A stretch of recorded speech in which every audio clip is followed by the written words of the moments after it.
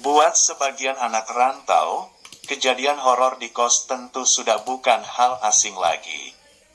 Salah satunya dirasakan oleh Aan, nama samaran, yang pernah tinggal di kos angker daerah Bekasi. Pengalaman mistis itu terjadi awal tahun 2015.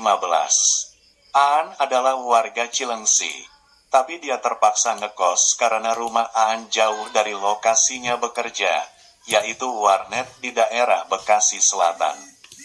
Aan berprofesi sebagai joki warnet.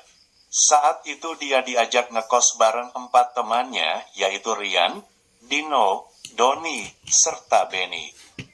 Karena saat itu Aan tengah sibuk, dia akhirnya meminta Rian untuk berkeliling survei kos yang akan mereka tempati.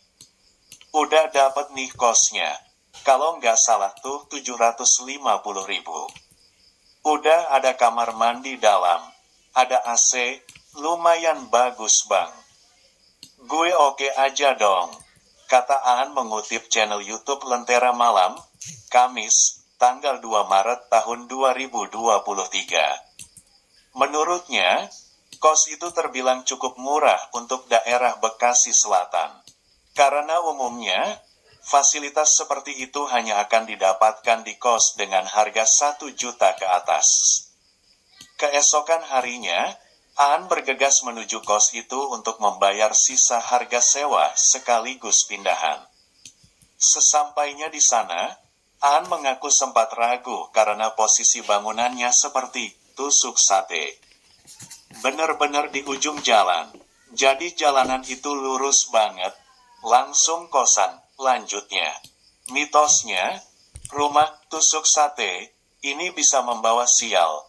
Mulai dari penghuninya bakal sering sakit hingga dihuni banyak makhluk tak kasat mata.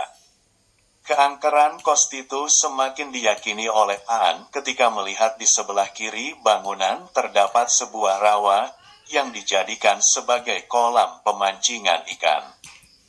Namun akhirnya Aan nggak mau ambil pusing. Ia tetap mengambil kos itu, dengan pertimbangan akan lebih sering di warnet daripada di kos tersebut. Dia lalu masuk ke dalam bangunan itu. Kosan ini bentuknya letter L bang. Pertama kita masuk pagar itu parkiran motor agak luas. Tengah-tengah parkiran itu ada satu pohon mangga gede banget. Abis itu baru masuk ke area kamar. Di sebelah kiri itu rumah ibu kosnya, ujar Aan. Aan menjelaskan, rumah yang dikoskan itu terdiri dari 2 bangunan. Pertama 1 lantai dan kedua 2 lantai. Di antara kedua bangunan itu hanya terpisah halaman kosong saja. Bangunan 2 lantai dilengkapi dengan kamar mandi luar di bagian ujung, pojok. Kamar Aan berada di bangunan 2 lantai itu, tepatnya di lantai 2, nomor 2. Tetangga kos kamar nomor 1 dihuni oleh 2 orang mahasiswi. Sementara nomor 3 adalah kamar Mas Bayu, sopir bus antar kota yang jarang sekali pulang ke kos tersebut. Kamar nomor 4 dan 5 dekat tangga itu kosong. Nah kalau 6 sama 7 ada yang ngisi tapi gue nggak tahu yang ngisi siapa, sambungnya.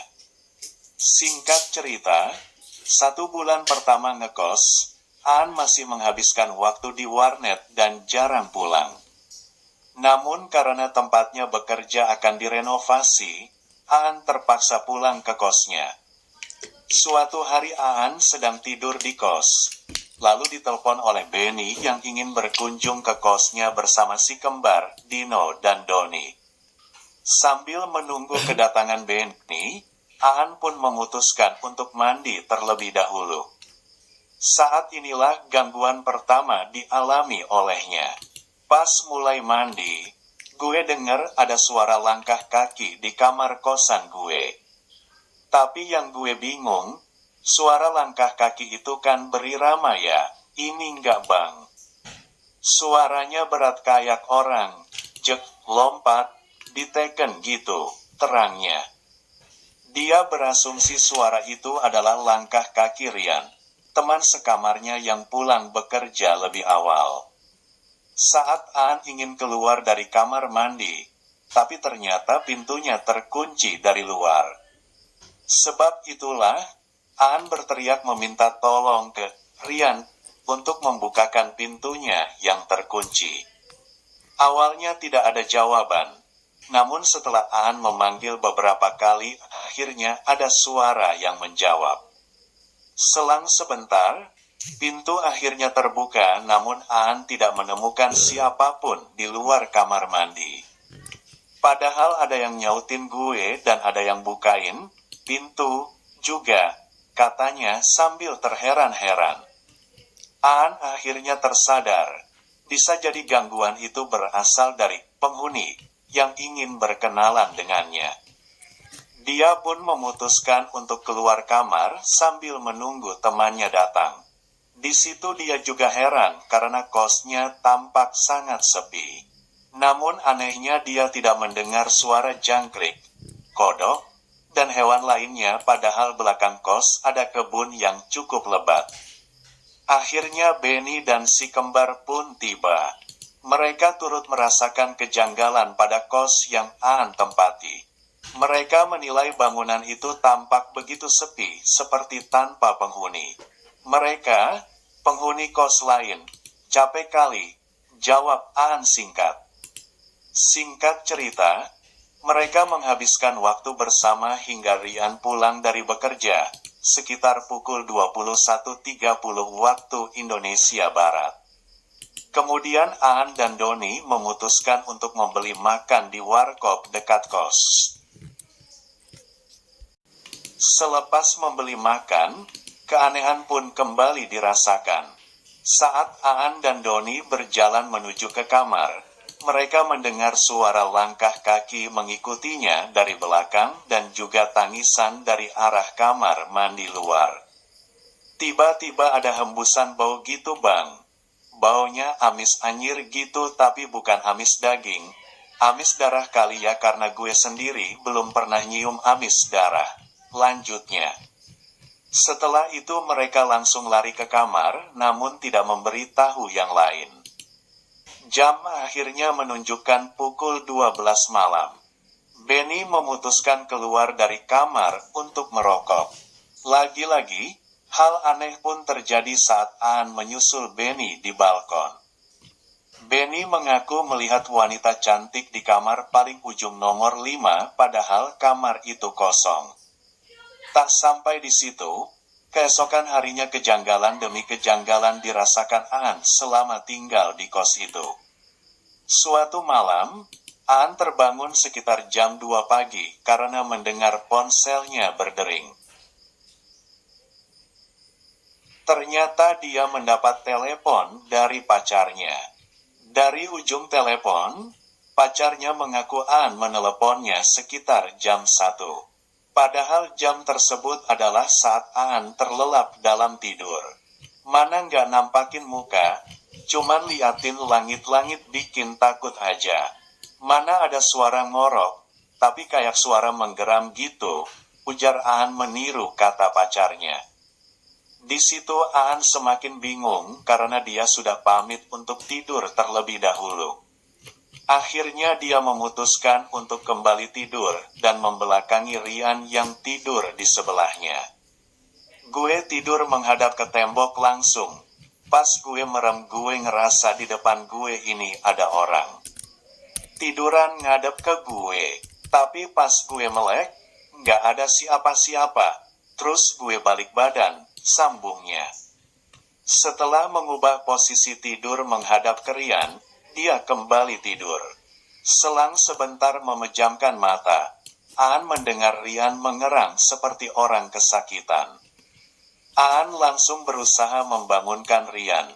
Namun posisi bola mata Rian saat itu melihat ke atas hingga tampak warna putihnya saja.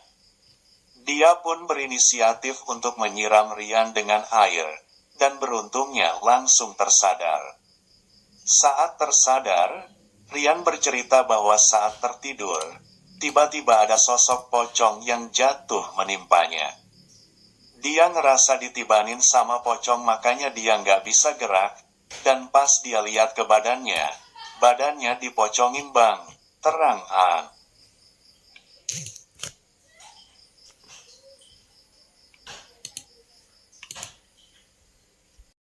Menurut An, setelah kejadian itu, sosok tak kasat mata itu semakin berani untuk menampilkan diri.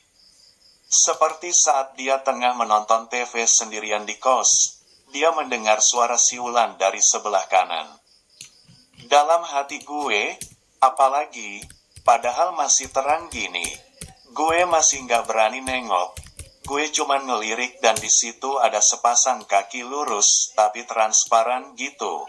Kakinya item gosong gitu. Terus dia pakai dress warna pink. Jelas An. Karena penasaran, akhirnya An memberanikan diri untuk menengok ke arah tersebut dan baru terlihat jelas sosok itu duduk di sekat atap dengan posisi kaki menjulur ke bawah. Gue cuman lihat badannya dari pinggul sampai ke bawah. Nah pas gue ngelirik ke samping ternyata ada badannya tapi melengkung ke bawah, ke arah dapur, kayak kayang gitu, kata An. Saat itu An yang ketakutan nekat untuk mencari tahu, kepala, dari sosok yang dilihatnya. Dia kemudian mengintip ke arah dapur kosnya. Pas gue intip, gue ngerasa kayak roh gue kecabut, dan pas meremin mata malah makin jelas. Sosok yang gue lihat, ujarnya.